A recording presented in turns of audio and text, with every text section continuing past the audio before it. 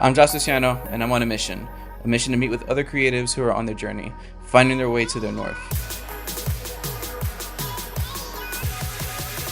This is Finding North.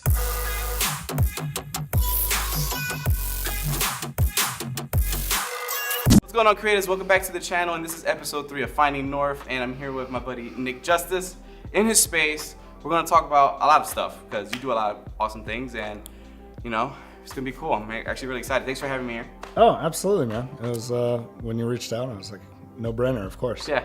Also, side note, I'm totally hot right now. I'm wearing the jean jacket only because me and Nick are kind of matching right now. So we want to distinguish the difference of character here. For the most part, I like to get to know and want the audience to get to know more about you. Go ahead and give yourself a intro action, and we can get to know more about you and like what you do and how you started. Yeah. So I'm a filmmaker, and that's taken a lot of different shapes and things along the journey. I've been doing it for about 12 or 15 years. Got started through a high school class and just kind of like had a moment where I was like, this is it for me. And so I had that rare thing at like 16 or whatever. And then, that brought me different iterations of it from, I went to some film school in New York, and then went to kind of crew around in LA and back to New York, and now I'm here in Philly, kind of doing more marketing type content and stuff. Focusing currently on schools and museums and stuff with kids like that. That's cool. But I think how we actually met was through Rough Cuts, which is monthly meetup that brings filmmakers together, kind of in a open mic type of format, I guess, where we just have a sign-up sheet to show some work. That could be rough cuts or finished cuts, final cuts, whatever. But yeah, so me and Ryan, who's been doing it for a few years, have been doing that for a while, and then it was in other iterations before that. Started as, I showed up with a box of pizza, and there's some people talking about screenplays they wanted to write, and then I kind of like helped pull it into like, let's make something, let's show something, let's like collaborate. And I think that's I don't know, always my call to like other filmmakers is like, what if we did this together? It would get better, and I would get better, and you would get better, and the whole thing would be better. Yeah. So. And I think that's cool. So I went to my first Rough Cuts was about 2 months ago. Sure. And the experience I had was a great experience. Like being able to see like just other people put out their work and like just like going forward and just saying, whatever, just get the critique and like just put it out there. That to me was a little bit nerve-wracking. Even though I signed up. Did you play something? So I did, but it was I guess we ran out of time. So I was like, yes. I was like, jeez. I was freaking out because I knew I was getting close to my name. And Travis, my buddy Travis was like, they're about to call you. I'm like, I don't think they are, because it's like we're almost close to finishing. The time's running out. So you were gonna play that thing about your daughters? The girls, daughters. Okay. Yeah. So I did watch it because we'd sent a message or something that day or the day before, and I was like, play this because it's super good. Oh, thanks. It's great. That was one of the hardest videos I've ever done.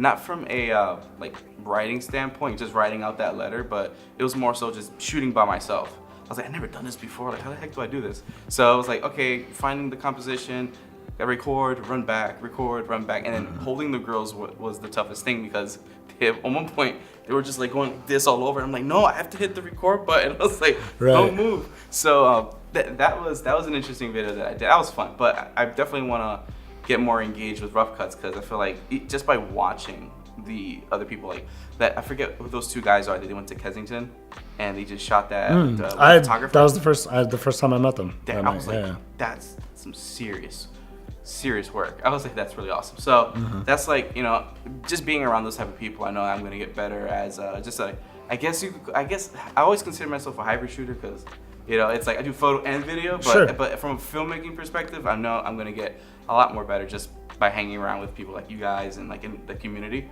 And it's awesome. It's just like super dope what you guys are doing. Yeah, I mean, I think a ton of people came from photography into video, do both. That's like not mine, but like that's so many people's. Yeah. I mean, the tools are the same.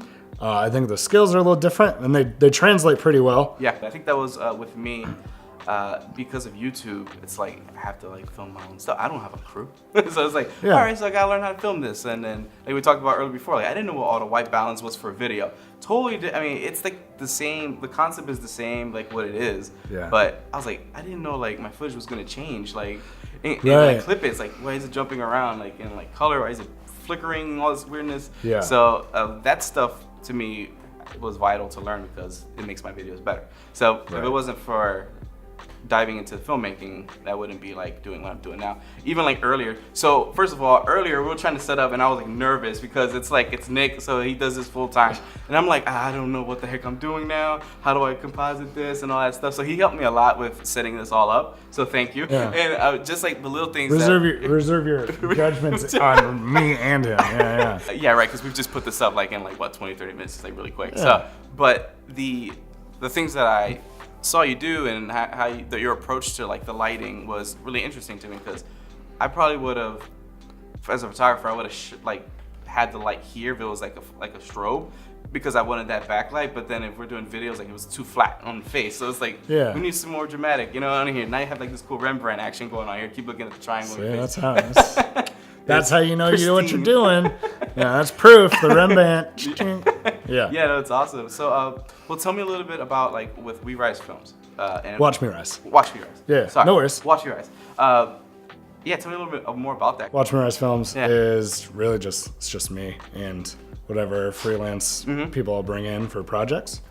It's like pretty new that we just kind of narrowed down working with schools. And that's just kind of like had been some of the work that was being attracted to me. And then, you know, that like attracts like. Somebody goes, oh, I saw that thing, you could do this one. So then I just kind of like got pretty good at understanding what schools need as a lot of like fundraising type things. And, you know, filming in classrooms and with kids and how you know, just show them the camera and they get used to it for a second and they go, okay, cool. That's exciting. And then they go off and play and then you get like those more natural kind of documentary style shots of things. Well, we've been making various kinds of videos like that in Philadelphia for almost 10 years. Wow, that's crazy. That, I mean, for a business to stay for that long anyway, it's good to see, good to hear, especially when you're in the art section, like the creative space section.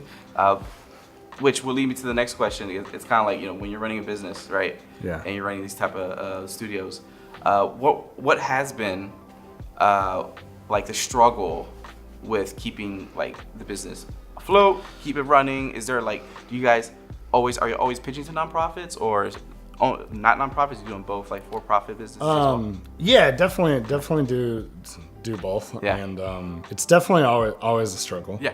I think.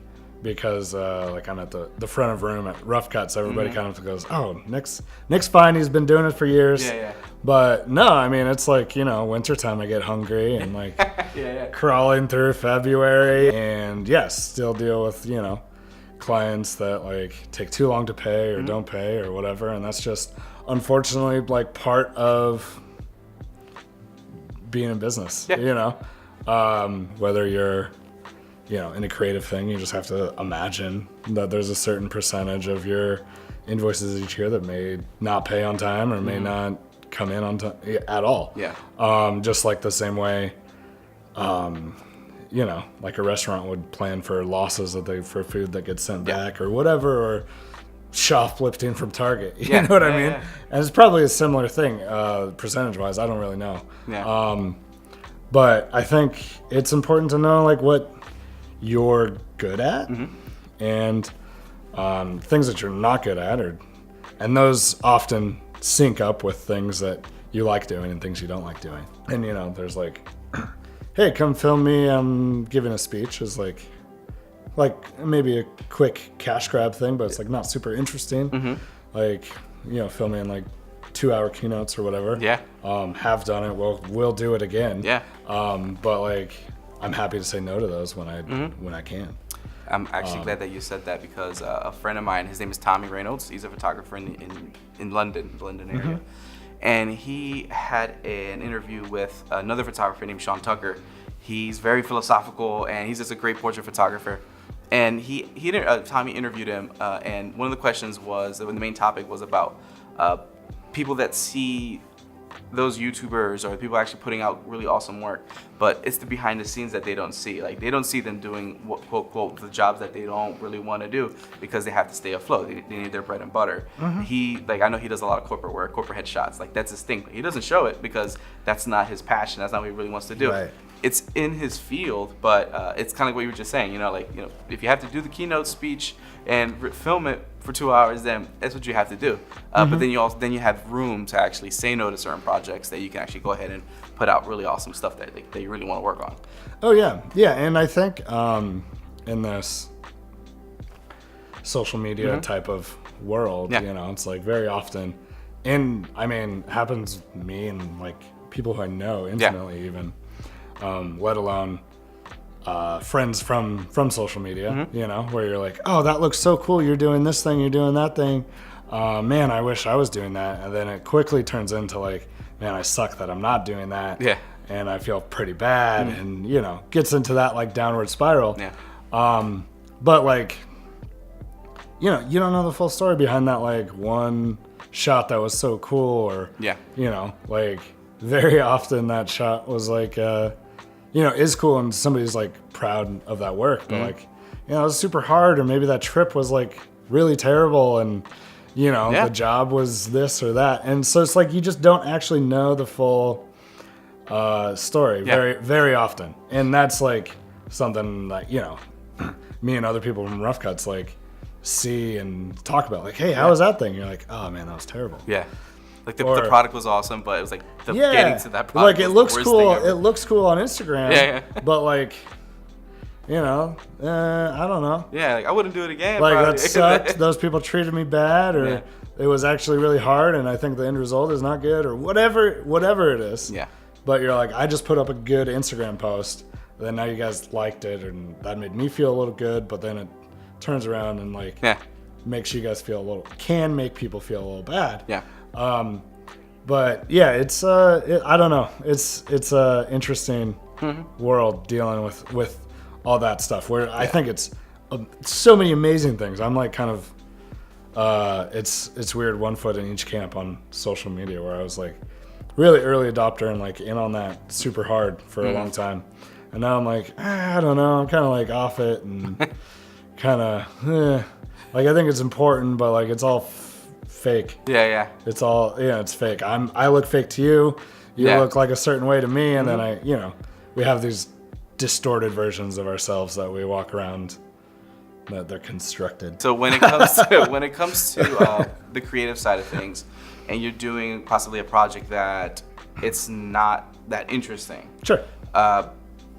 Do you have a hard time battling the trying to be so creative with that particular project, or do you always try to find time to add a little bit of a spice to it just to kind of get a kick off of actually doing something creative and you're actually enjoying it rather than doing something that like it's like boring or it's something in that sense? No.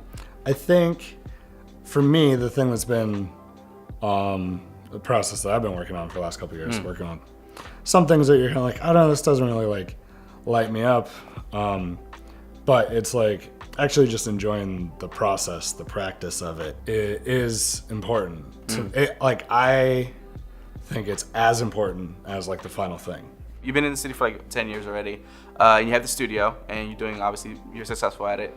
Do you see yourself doing anything else or furthering maybe the studio to do something else different or anything like that within like the next year? Like what you got going on in your back pocket pretty much? Well, I think this next year we're focusing much more on Rough Cuts, doing that stuff. Yeah. For sure, like continuing to build Watch Me Rise. Yeah. And, like, because that's like what I get to raise a family on. That's a good point. Yeah. It makes sense. So that's important, and like that like recently we have kind of like focused in on that, and like so I'm excited about where that's going. Yeah. Rough Cuts, it's like we're at this point where I feel like we either like slowly watch it like fade down and like becomes, you know, stable. Yeah. Or like, you know, launch into new stuff. Yeah. So we're trying to bring it to new cities and that's cool. Like and do that chapters. kind of stuff. Yeah. I think that'd be really awesome, actually. Because I think what started as just like hey, you want to hang out? Like, cool, come first Wednesday of the month, and that's where I hang out with everybody. Because it's like I have a new kid, I got this, I can't like go out happy hour with everybody all the time. Yeah. So it was like really just started as that, and then you know, has blown up into this thing where people are like, this is the best, whatever. And it's amazing. I don't know that like that first Wednesday is like the best night of my month. Okay. But like the next Thursday where I was like, man, that was so fun. Like I feel that's like the best day of the month. Yeah. And you know, people look forward to it, and that's when they like get to premiere thing or whatever. Yeah. So I think people get a lot of value in it, and it's fun, and so if there's a way to do more of that, it's awesome. You mentioned kids. I think that's something really important. I want to touch base, especially with you, because that's where we hit it off after you saw the video with the girls. So you have a boy?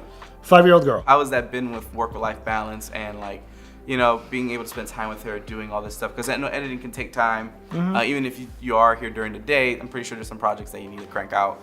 And, you know, how is that dynamic with your child and your wife and all that? You know, it's always a process, and there's different seasons of it. Yeah. I wouldn't be where I am, or Watch Me Rise wouldn't be what it is now without having a daughter.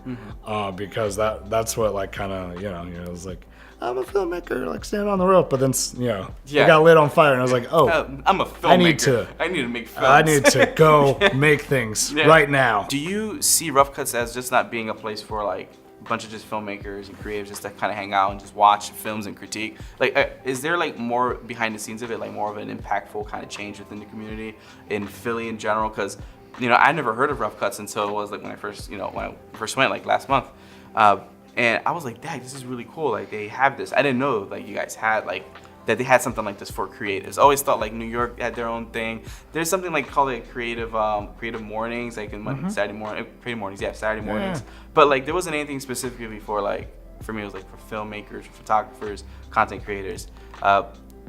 Aside from just watching films, like, you know, like I feel like you guys are doing more than just that. It's like from I mean, I'd like to think that it is like a community. First, like and it takes shape in the like monthly meeting. Where it's like an open screen thing, which we didn't invent. I want it to be a place where people can like meet new people, you know, learn some stuff, and like actually build collaborations together. Whether that is like actually like paid client work or actual passion project stuff, or just like, hey, let's like get together and experiment, or like, hey, I saw you did that thing, that was really cool, can you tell me more about it? And because like I saw your Instagram post, but like tell me what happened, or you know, whatever. Because I think there's so much learning that we can do from each other. Because and I've given you a bunch of crap for like collaborating. It's bring people in. You know, I will bring. Next time I'm bringing 40 people in this building. I mean, you know, there's a point where it stops making sense at that level. But like, you know, when you're like running around and like you're worried about this stuff. It's a lot. It's a lot. No, it is. It is a lot, and it's like something that like we're constantly sold from, you know, whatever the manufacturers or whatever the story is, and this guy made his own thing all by himself, which is cool, and it's great that it's totally possible, and I definitely work on things by myself too, but it honestly just sucks compared to like working together with somebody else, because like I have a lot I can learn from you, and like you have good ideas that will make my thing better, and I have ideas that will make your thing better, for sure. And so when we start working together, and then, you know, not even long-term or long-term, I mean, it's when you get those really like, you know, that shorthand. Like, I already know how Josh wants this thing done, and we'll go do it over there. And, you know, it builds trust, but like, trust is like maybe more of my default, where I'm like, hey, you can go shoot this thing. If you can help me with this, that's cool. Here's what I'm looking for. And that like communicating a piece to like, you know, elevate each other. And it just honestly makes the work better. Mm-hmm. It makes the process more fun instead of like, what am I doing? Yeah. Why does this suck? Yeah. You know? Why is everything turning off? Yeah, I get it. Yeah, exactly. Like, but the truth of the matter is like there's like a lot of people Mm-hmm. who would there's people right now sitting down watching Netflix that would rather do here. this. Mm-hmm. Today would be like really fun. Yeah. And I'm one of those people that would rather do this, and like this is what I do for a career for sure, and like that's important to me. But like I'll come help. On your things. Yeah. And so that's just like I would rather be doing that than whatever might be happening on this. Today's a Tuesday, but like whatever might happen on a Sunday or a Wednesday or a Thursday night. Mm-hmm. It's like there's just people that like I would rather work with cameras, and I know you're doing that, and so you're like kind of sold into this. Like I got to do it all by myself. Yeah, to be weird. a YouTuber, because YouTubers got to do it all by themselves. Yeah, and it's also like weird that's just not the truth. True. Yeah. That's like what is portrayed. Yeah. And that's I'm not against that. Yeah. But like, it's like we're sold that we got to do it by ourselves. But first, before you do anything, you got to buy a lot of stuff. Yeah. It's like, it's but so actually, true, yeah. I have a lot of stuff sitting over here. You do. So why don't we collaborate? Yeah. Because I have stuff, you have ideas. Yeah. And it'll just like elevate the whole thing. Yeah. It's weird because so I messaged you yesterday. I was like, okay, I gotta figure out what I have to bring because I don't know if he has this stuff. It's his office, and then that's when my friend Travis was like, you should just ask him because he has probably all his gear there. And I'm like, you're right. He probably does have all his stuff there. So no, I think you're totally right, and I'm really big on collaborating, and it's I guess because I'm so used to doing the YouTube channel stuff on my own. That I'm going out somewhere else and I'm filming something. Like this is the second type of the second episode where that like the last episode I was at Rob and Vanessa's studio and I'm here in your studio space. So I'm not used to that. So I'm just like thinking I have to bring my own stuff, and I'm not used to having other people to just help, which is I think it's amazing. Yeah, people are shocked. I'm shocked. Yeah. Still like. Really, you guys want to come do this? Yeah. When I like put out an open call, like we do these rough cuts minis things, and we're like, hey, let's make a short film. We're gonna do it this day. Yeah. And it's like floods in, yeah. and it's like, hold on, we gotta like cap it like at 25. Only 25 guys. That's like we really can't have more than 25 people working on this tiny film. Yeah. It's like it is ridiculous. It becomes like. Where do we put all these people? Yeah. How do we feed these people? It's like this is now too hard. Yeah. But like having a few people to help with cameras or help with lights and help with sound, just like what we were doing. Like right now, we're pretty sure that we're in focus because we're trusting Sony for the audio folks, which is nice. And we're like trusting the mics. Nobody's listening to them. Yeah. But like. Just like imagine on your drive home how much peace you would feel. Oh, when I'm leaving here, I'm gonna start thinking like, "Dag, did I really get the audio I know, good?" And I've done it. Like I've like I said, I've done this for like years and years. But just weeks ago, like I actually reached out about shooting this interview because we had to reshoot that interview because like I boned it. Yeah. It was out of focus and this and like. You're worried about something else. I pressed record 2 times and then it wasn't there. Yeah, it was just like, just a storm of things. And and that's like that was because I was working by myself. Yeah. And like I'm capable and done a bunch of times before. Yeah. But like still those like bonehead things happen. Yeah. That's like not a talent thing. That's just like a technical like you fat fingered it and you like press record 2 times. Yeah. So it recorded for 1 second and shut off. Nice. And you're just like, well, that's stupid. That's why you need your friends and your crew to come over. I get it. Yeah. Because like I was focusing on the interview we're doing and not looking at the camera. Yeah. Because like placing importance on the person and the story. Yeah. And then I like, I got to do this again. And so I had to like. Because I was too afraid to ask for help from my friends. Yeah. I had to like go back to the client and go like, so I messed up and I need to do that again. How did they take it?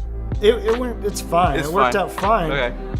But that's not all the time though. But like because I was like too scared of that first one, which was like this big of an ask. Yeah. I had to like this big of an ask to like is that interview important? Because I messed it up. We now need to do it. Yeah. And then we had to like reschedule, and yeah, it just was, because I didn't want to do that first little thing. And it was just like, it got harder. Yeah. No, that's crazy. Well, thanks for having me here, man. I think it was a great conversation. And I'm hoping to do more stuff with you and collaborate. Maybe bring like 40 people. No, max 25. Max 25 for one show. Thanks, guys, for watching this video. And if you have anything you want to ask Nick, I'm going to link all his like social media stuff and his site all down below in the description box. Definitely like, subscribe, share this with your friends. And yeah, the next episode should be fun. We'll see you guys soon. Peace.